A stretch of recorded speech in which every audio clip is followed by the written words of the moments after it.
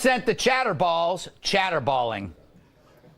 He seems like he's promoting it with this Pocahontas nonsense. It seems like he can't get off of you. Is he afraid of you? If somebody came out and talked about white people, it would be highly criticized, and rightfully so. That remark met with stunned silence from everyone in the room, because everyone in that room knew it was a racist slur.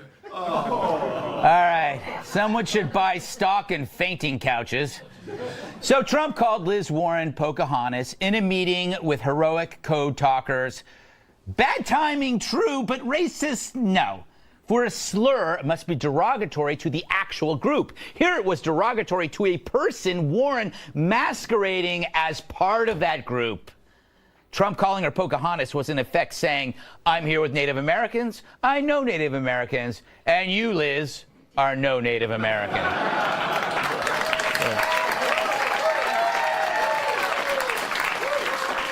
An old Lloyd Benson favorite.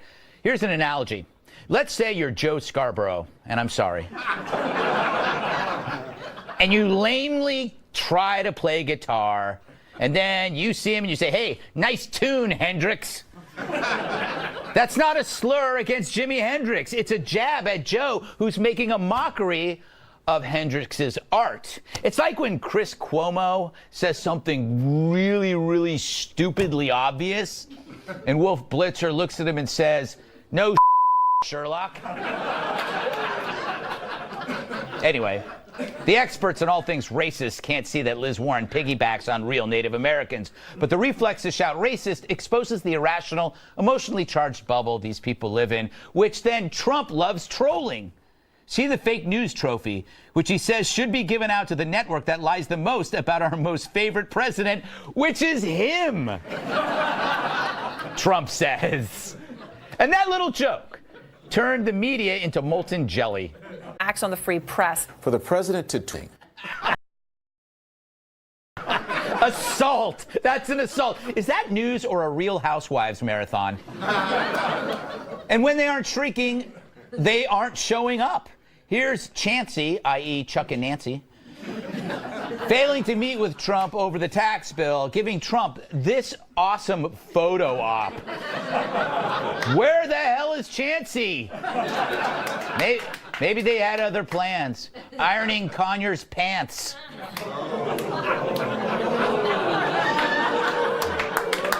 Hiding from Al Franken's tongue. Locked in Matt Lauer's office. All right, finally. Last but not least, the other no-show, CNN. Boycott party. They said, quote, in light of the president's continued attacks on freedom of the press at CNN, we do not feel it is appropriate to celebrate with him. How nice of them. It's like Scrooge pocketing the coal and giving away gold. Thank you, CNN. It's a gift everyone wanted. Now, of course, they did send reporters, which is good. You never know what happens at a Christmas party. Last year, remember Lou Dobbs and the ice sculpture? The emergency room still talks about it. Now, being at Fox News, we love to poke Yuletide fun at CNN. They're the Tiny Tim of news, cute and pious. And have you noticed they must be shown in every airport, or Democrats complain? I wish I could do that with Say Yes to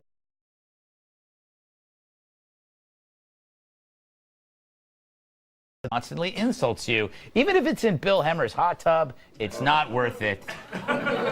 Sorry, Bill. But there are two reasons why CNN should have showed up. First, he is the president, so you should go. Even when Obama complained about FNC, we went. Even Kilmeade came, and everyone hates him. Second, not going suggests a failure to comprehend Trump even after a year of his nonstop trash talk. At this point, if you still take that seriously, you're like Gramps using a rotary phone. Get with the times, CNN. And really, be grateful you're even invited. I wasn't invited to the Christmas party. Everyone else at the 5 and Fox News was. I would have gone, even to play an elf.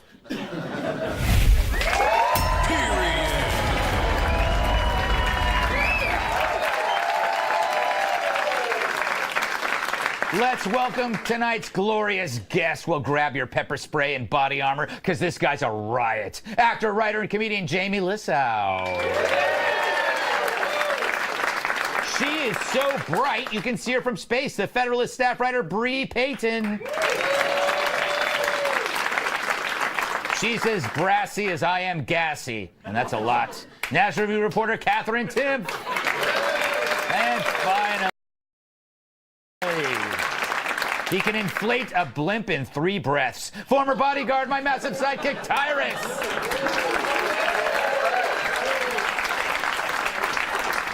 All right. Jamie, good to see you. What do you make of this? What do you make of Trump's overall... how about the Christmas party? Let's start with the Christmas party. Yeah, and the one thing about Trump, though, that I did just realize, he said, like, I'm your favorite president. Like, he picked a thing where there's only one of it.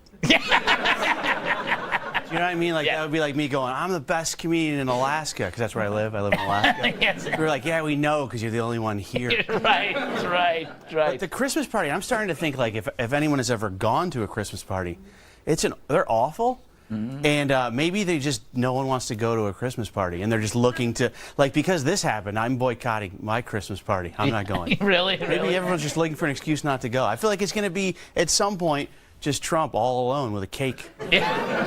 Telling everyone it was packed. Yes, but you know what, Bree? Who cares, right? I mean, if they don't want to come, like I wasn't invited, and I would have gone. Meanwhile, my peers are there, Bree. I don't think that's fair. Yeah, I think you're right. And also, I think, the media, every time Donald Trump says something slightly negative about them, they take it and run with it for 2 days, right? I mean, CNN hyped the fact that they weren't going to show up at this Christmas party for like a day and a half and milk that as a news cycle. And I mean, this is really why America hates us, right? Like, they hate us for good reason, because when we don't go to Christmas parties, we make a big stink out of it. And that's not what people in Wisconsin do. You know, Kat, whenever I'm looking at Trump about to say something, like with the Pocahontas thing, you can see in his brain that he's about to jump off a cliff. Yeah. Do you notice that? He's like this. He's like, is this the time where I talk about her? It's with Native Americans. Yeah. And then he jumps off a cliff. Isn't that what a comedian does? That you are always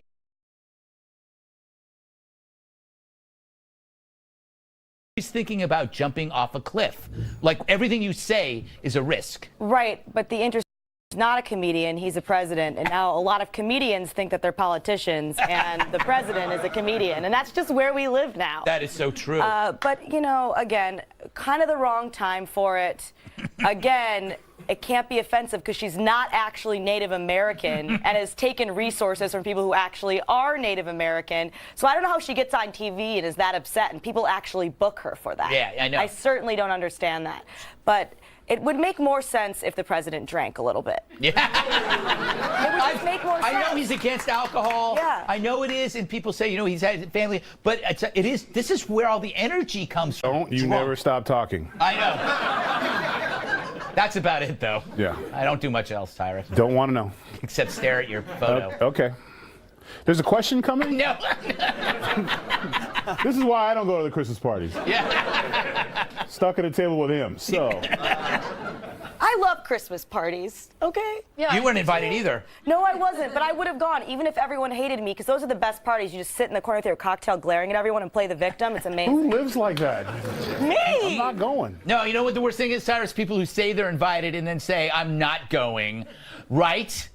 I never said I was invited. I'm not going. I'm not talking about you. I'm talking about other people that I know. Oh, I was going to go, but I had a thing. Yeah, what thing would you have that was more important than the president's Christmas party? Do you think that this is an interesting reversal of a polarized relationship where the media always targeted a public figure? This is the first time that a public figure targets the media, and we don't know how to deal with it?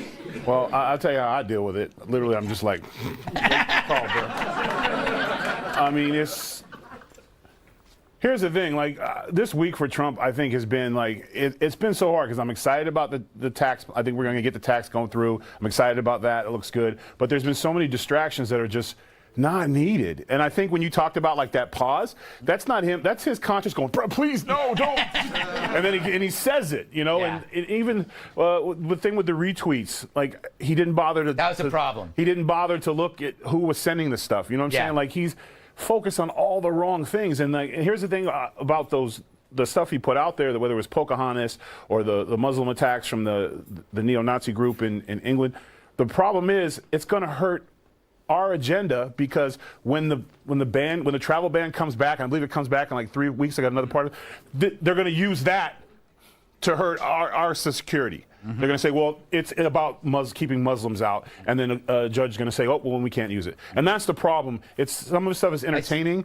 but it hurts our agenda in the long run. Yeah, not all of his tweets are perfect. No, and he's not. But that's why he was elected. He's not a perfect politician, and we don't want him to be. But sometimes, just That's where, Jamie, any thoughts? You really got me thinking now about the look Trump gave. Like, it's really, really funny. You're right. Like, there was that like, he literally looks like, like when you give your dog part of your steak? Yes. And he's like...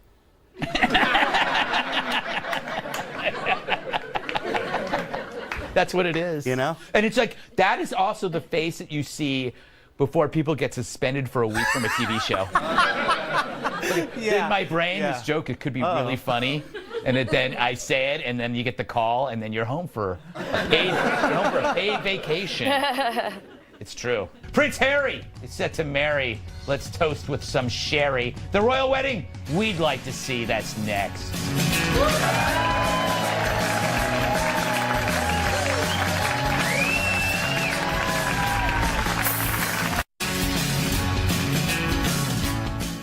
Prince Harry and Meghan Markle turn the world on with their sparkle.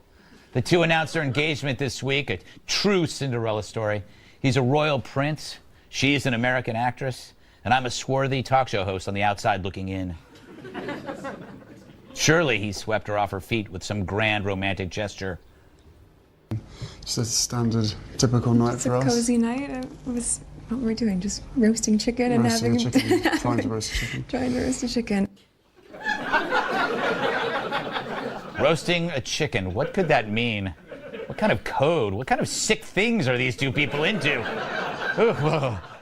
So the wedding is slated for May. I won't be invited to that either. As a rule, I don't care about royals or their weddings, but Meghan's one of us, an American, and she's marrying into, let's be honest, the monarchy of which our founding fathers fought and died to be independent. So this is a wedding I'm looking forward to. I can already imagine the promo.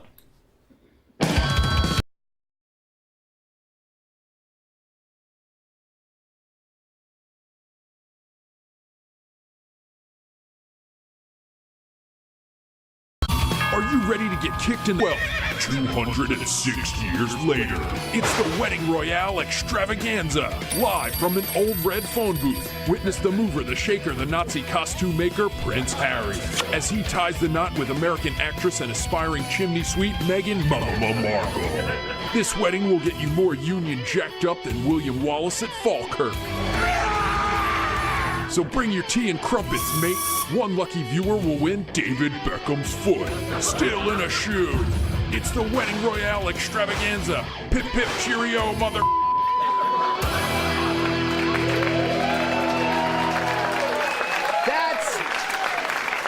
That is how America does a royal wedding. All right, Bree, you are a woman. Women have strong feelings about royalty, and I don't know why. Please explain your feelings. Yeah, my feelings are that I'm glad that we're free from them, right? Mm-hmm. And also, I'm wondering, do you think she has to renounce her U.S. citizenship in order to become a royal? Because that would be a deal breaker for me. Yeah, it's true. I'd be like, can't do it. Got to retain the passport. Got to have the U.S. passport. But speaking of women, a lot of feminists were mad at Meghan Markle because they're upset that she's quitting her job to become a princess. I know. Which is funny. There's a lot of things going on there. But, I mean, she's liberal, right? So you would think, like, if I was a liberal, I'd be so happy that now the newest generation of royals is going to have this liberal person who loves Hillary Clinton and wrote fan letters to her. Yeah. So the logic there doesn't really make sense. It doesn't. You know, Kat, I'm thinking about her ex-husband. He must hate this because I bet he was sarcastically calling her princess during the divorce. I hate this, Greg. Why? Tell me. I'm offended because a lot of good men fought and died in the 1770s for my right to not have to care about an English wedding. Yeah, it's true. Thank you. There's attendees of the Boston Tea Party who are very upset at you for bringing this up. I don't like weddings, okay? Yeah, I don't like know. wedding stories. I'm so alone. This morning, I literally woke up next to a book of Sylvia Plath poetry with my cat asleep on top of it. Oh my God. That's too much. That's like a die-alone starter pack. Now you're asking about an English wedding? Come on, give me a break. Oh my God. USA! USA! Yes. Thank you. I hope you have an electric oven. Yeah. Okay. Anyway, Tyrus. Huh? I need your perspective on this. Is it weird that, like, the concept of royalty seems that it's weird in the Middle East, but we find it adorable here. Do you understand? It's weird in the Middle East when you see the guys in the long robes, but we love it in England. The long robes. I am so culturally inept. Oh man, if I could just That was your characterize- question, by the way. You know what? He could have asked me the square root of 360. I still have the same answer. I don't care. Come on, but you gotta have it. Here's my opinion. I don't care. No. I give. Oh man, what's my little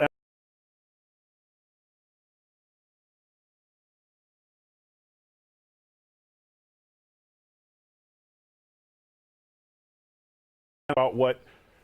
I mean, their treat line, their family line goes like that. I mean, I just don't care. All right, I get it. You don't We don't care. care. One person I know texts me like, "Bro, guess what? Yeah, I know. The Prince. I know, dog. I know." It's the Super Bowl for some people. I would call the other gender, Jamie. But I think you're excited about it as a male, about the ring, and that was exciting. Yeah, and you know, I've been married for a long time, and it's been 14 years as of this past. Congrats! And I'll be honest with you guys, I don't even remember the last time we roasted chicken.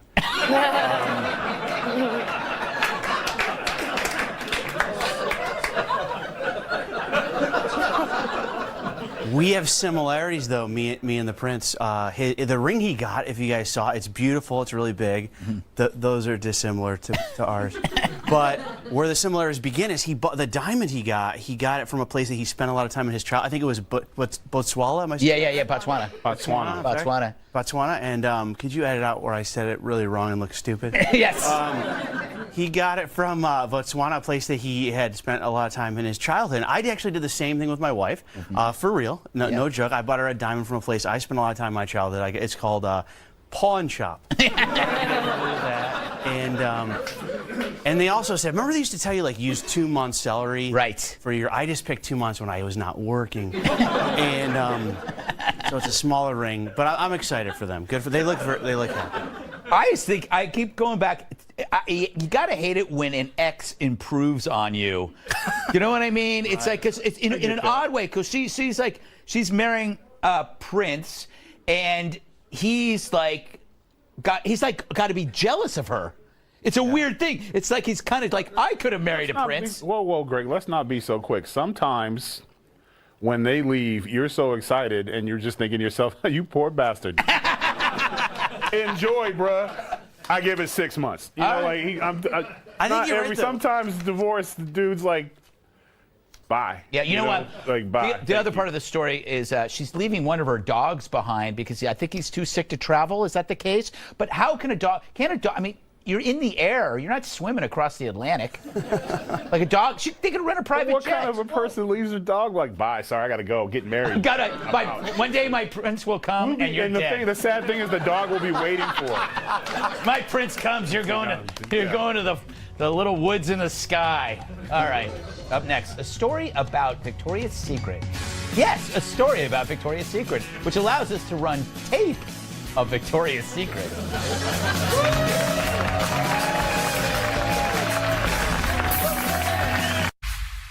From America's News headquarters, I'm Marthel Neville. The president with a tweet storm over Michael Flynn's plea deal in the Mueller Russia probe. One tweet reads, in part, I had to fire General Flynn because he lied to the vice president and the FBI.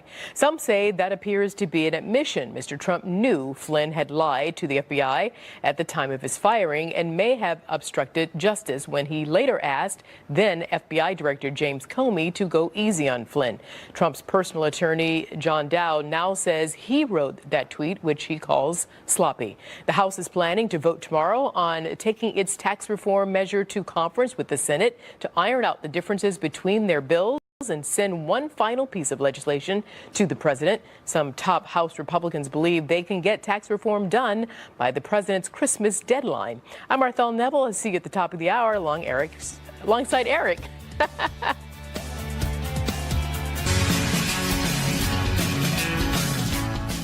There's foul play among the lingerie. Leftists declaring martial law on the lacy bra. Social justice warriors accuse Victoria's Secret fashion show of cultural appropriation. Primarily a segment called Nomadic Adventure, which featured costumes inspired by tribal and Native American dress. Wrote one sad blogger, quote, putting non-Native models in traditional Native dress should be recognized as, at best, incongruous. Did I say that right? I've never said that word before. And at worst, offensive. Incongruous? Incongruous? Anyway, now I didn't watch the show because I was working out. It was quad night. But it's an important story. It's an important story because it's the exact opposite of something happening at Brown University. Get this. According to the College Fix, the school is changing its grad school application to allow students to self-identify as persons of colors. So to sum this up, in a social justice warrior's world, a white girl can't wear the headdress of a certain culture, but you can totally identify as them. Makes perfect sense. Isn't that right, Captain Furball?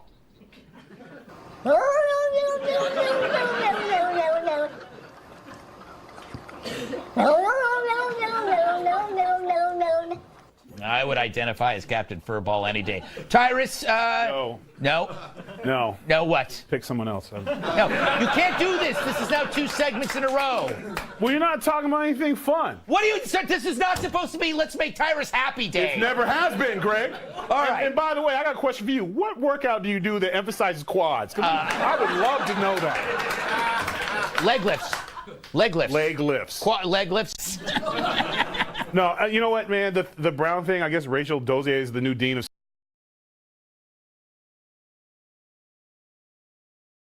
students because now you can be whatever. When I was in college and we had friends and, you know, and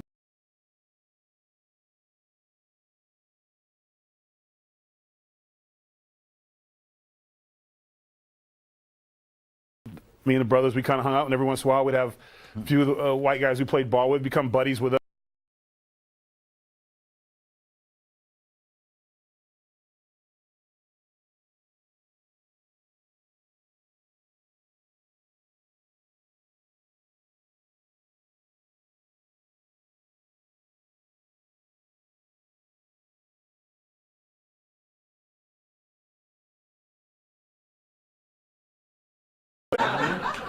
I did do that until the camera got here. Yes.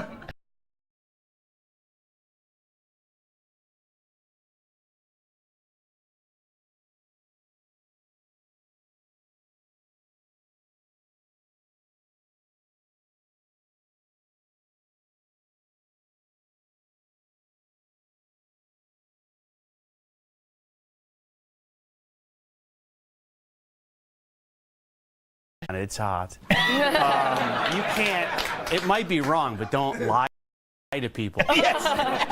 And then and some of those pictures were hard to like look away from. Like, I don't know if you noticed, but a couple of the girls had like huge, gigantic fake wings. I know. And did people used to fly? Like, what does that even mean?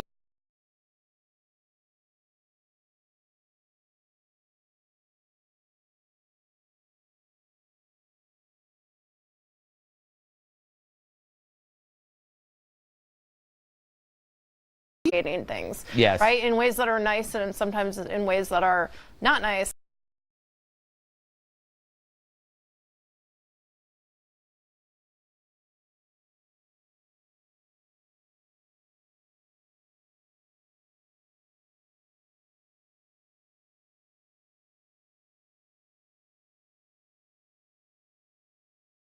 I think that, you know, the goalposts are just forever changing, and I think that that's intentional, right? I mean,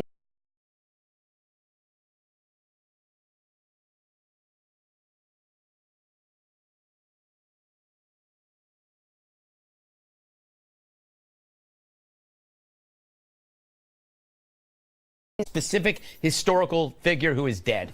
What if you decided that you woke up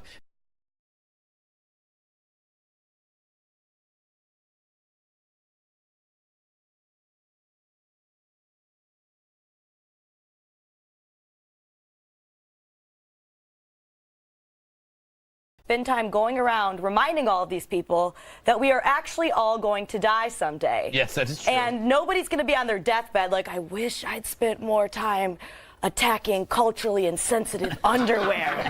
And I feel so bad.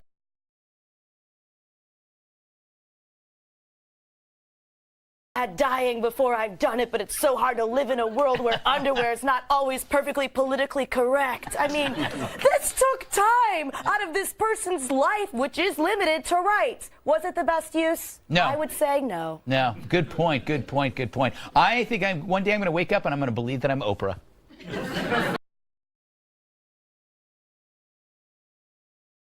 Actually, I'm touched by that. All right, coming up. So where in the world is Matt Lauer? Probably hiding under a 30 rock.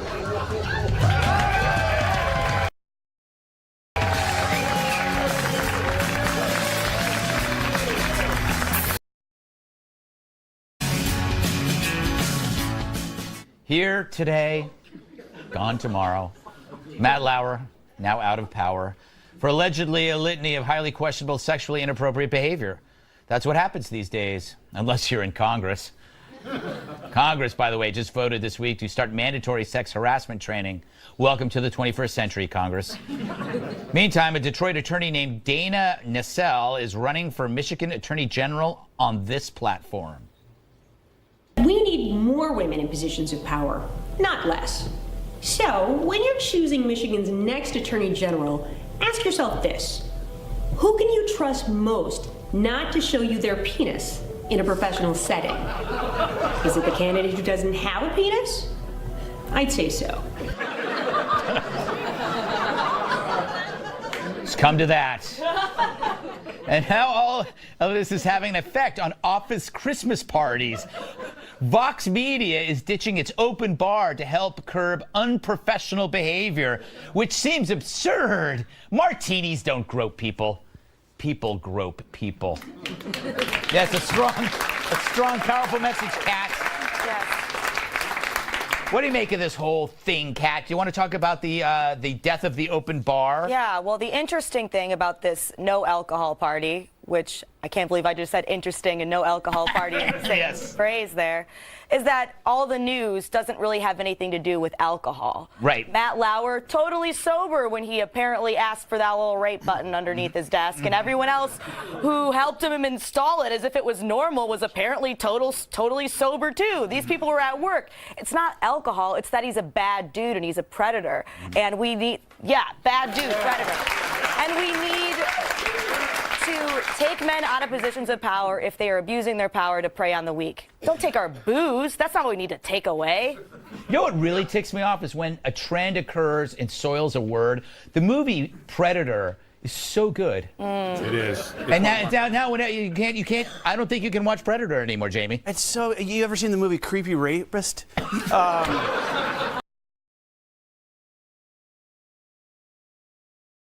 You can't even say that anymore. I think. Let me ask you about this open bar thing. It's just kind of. It's weird, man. I have never been to a wedding that did not have an open bar because I don't go. I think it's a good message. It's a message of saying, hey, nobody's getting blasted at this party and doing something they regret unless they bring cash. Yes. That's the barrier to entry, right? Don't you just buy drinks? Yeah, no, I'm afraid you're gonna have to buy drinks. You know what I do like though? I've drank in my past. I had a very storied drinking career, and but I do like that it takes away. I think it's the amateur drunks that cause the most problems. You're right. And I feel like the professional drunk is going to drink anyway. He's going to drink beforehand. The Christmas party is where you have people that don't normally drink. Yes. Drinking in the open bar, being free, is an opportunity for bad things to happen. Yeah, so I don't mind it at all. Yeah, they call it the amateur hour, Bree. What do you make of this story? You know, if you had told me a year ago that sexual immorality would be cool again, I wouldn't believe you. And if you were saying that Vox is forging the way, I definitely wouldn't believe you. But that's really what's happening now, right? And the whole thing is really funny because they're the same people that made fun of my. Yeah. So that's just interesting twist. Yeah, the Pence thing was, I'm never alone with anybody. I won't have who isn't dinner my with a wife. woman unless my wife is present. Yeah, exactly. Genius. Yeah, it is. Do you agree with it? I have to. Yeah, I have yes. to. Here's the thing about the open bar and Congress getting sexual harassment training.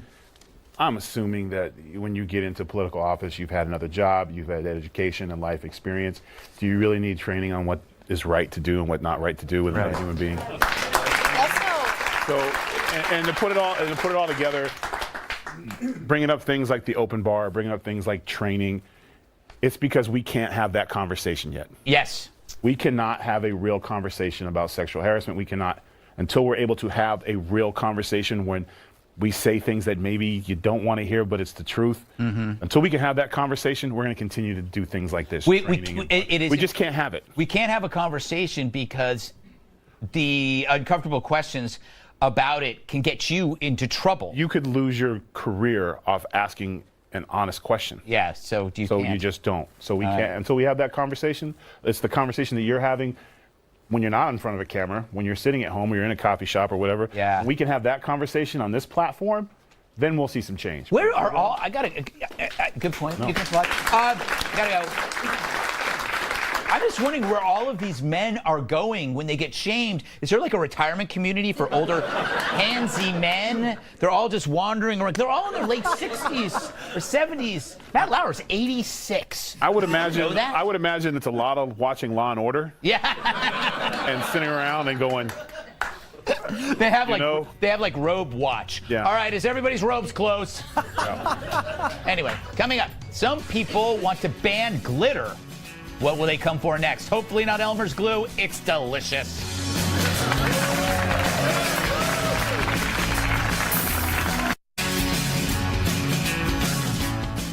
They're bitter over glitter. Environmental scientists, aren't they all, are calling for a worldwide ban on glitter because it's a pollution risk. The problem goes like this. Glitter is microplastic that's too small to be filtered out by water treatment plants, so it eventually ends up in our oceans where it's eaten by unsuspecting fish who really should be grateful.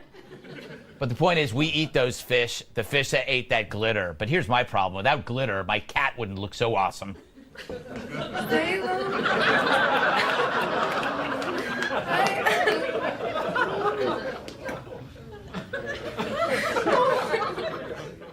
Okay, he's very classy. Jamie, this is the war on fun, right? I am very excited about this news. Really? I have children. I have a daughter. I have a house full of glitter. I can't wait to tell her what she's doing is ruining the earth. I hope that next they discover the same thing for Play-Doh, slime, Legos would be awesome if they could do that next. I would like to get rid of all the stuff that's ruining my house. That would be a great way to tell them not to play with it. I do, however, the only thing I don't like about this story, the glitter can be useful in some circumstances, like for safety, you know, as a reflector for strippers walking home in the dark. You know, it's... Tyrus. Yo, oh, of course, stripper goes to Tyrus. I haven't. No, actually, wait till I get to the question. You're going to actually be angrier. Great. Do you know that glitter solves crime because it's an excellent forensic evidence tool? Because there are thousands of different commercial-style glitter. So when they find glitter on a crime scene or a murder scene, Tyrus, they can trace it back to the person because there's so many specific types of glitter. So if you ban glitter, you're actually going to allow murderers to run free, Tyrus. Oh, my God. Oh, wow. Yes. I'm so excited. I thought it was just to stop ruining marriages. Guys coming home from the strip club with glitter. Now it's gone. So you can say, I was at the golf club, honey. This glitter, I don't know where this glitter came from. Glitter, confetti, like it's all that stuff's mixed together. And, Party kazoo, sequins, yeah, so, spanklers. Rip Taylor was a global terrorist. No one knew. Yes. Poor Rip Taylor. Throwing this glitter up in the air and killing people. Just everything is bad for the earth. Everything is bad, including the earth. Everything is bad for the earth. You know what's really bad for the earth? Earth. What has Earth done for Earth lately with their volcanoes? It's like, hey, let's just blow up. The Earth has Earth is irresponsible about the Earth. Kat, did you know that glitter is 30,000 years old? They had mica flakes in cave paintings. 6,000 years ago, Egyptians used to produce cosmetics using beetle shells. It's very beautiful, Greg. Thanks. I also think if the world did end because of glitter, that would be awesome. Yeah, it would be. What better way to add, what, again, have a meteor? That's so lame. I think the best thing for our brand as Earth would be too much glitter. Jupiter would be like, what happened to Earth? And Saturn would be like, they glittered themselves to death. Yes. And then Jupiter would be like, that place sounds like it was dope. Yeah. It is. It's a way to go, Bree. I don't want to live in a world without glitter. Yeah, that's a great point. Neither do I. Yes. I mean, our lip glosses both have glitter. Yeah. in them. Just fun fact. Yes. I have glitter on me right now, though I can't say where. Wow. It was an accident. I fell on it. All right, Bree. Yeah, well, Final I mean, if environmentalists had their way, we'd be living in like yurts Yes. and eating our own, Yes. excrements, which Yes. goes into the ocean also. That is So, I mean, of the things we're going to be upset about going into the ocean, I'm more upset about that than I am about the glitter. Just saying. I wouldn't mind living in a yurt, though. I wish I knew what it was. A yurt is like it's a precious way of saying tent. Could you imagine the new horror movies and be like, oh my God, the guy has glitter poisoning. Run, he's going to shine on us. So it's going to be great. There was a horror movie New called zombie. Glitter. It'll be Land of the Walking Glitter. You remember- Fabulous looking people chasing after you. Do you remember there was a movie called Glitter? Mariah Carey. Yeah, I remember. No, I don't remember. Mariah who? Maria, do you know nobody? Oh, saw the lady that forgot her lines last year at the New Year's Eve party? Yeah, I remember her. Yes. I love your facts, though, Greg. Those were interesting. I have a lot of glitter facts, by the way. I can't wait to watch Law and Order Glitter. Where they just trace different glitters. Exactly. Glitter. Do you know that there are over, I think, 100,000 different types of glitter? I knew that. I don't think everybody knew, though. I can honestly say that I'm glitter ignorant. All right. You're glignorant. Yeah, I'm glignorant. All right. I have half of those on my couch, in my rug, on my floor. If it starts coming out of you, you're in trouble. All right, don't go anywhere. Up next, Kat Timpf goes undercover. It's the hidden camera video that will have at least 3 to 4 people talking.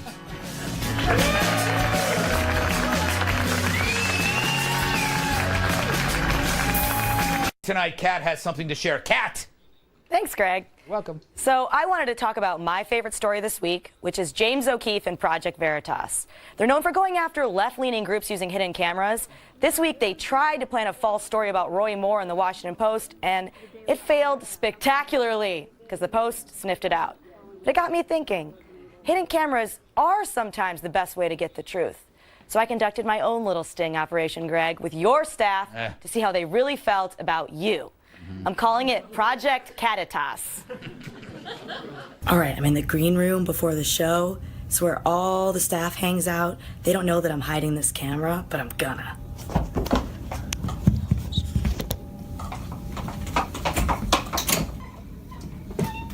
Hey, Kat, it's almost showtime. Awesome. Do you have a second? Yeah, totally. Has Greg ever behaved inappropriately at work? If you would consider how he mentors at-risk youth, I would say yeah. What's the best thing he's ever done for you? You know, he gave me his kidney, right? I mean, I was a goner for sure, and he was like, here, take mine. You seem pretty excited about that. Well, it's like Greg always says, I might be O negative, but it's okay to be positive. He says that. All the time. What's the thing that bothers you the most about Greg? We each have to give him a bite of our lunch, and if he likes it, he keeps it. I could do without that. Damn, dude. Anything else? Yeah, one time on Christmas morning, he made me come into the office just to make sure his computer was turned off. Has Greg been acting weird lately? Yeah, now that you mention it, he was late to our meeting the other day, and he only said sorry once. He didn't say sorry more than once. Can you believe that? Really doesn't seem that weird. Yeah, but then later that day, I smiled at Greg, and he didn't even smile back. Granted, I was watching him on TV, but I still think he should have known. Maybe you're the weird one. That's very possible. So how long you been working for Greg? About 10 years. Oh, wow. Yeah, worst 10 years of my life. So why do you still work for him? When I tried to quit, he showed up at my house wearing a trench coat, holding a boombox, playing the song In Your Eyes. That's scary.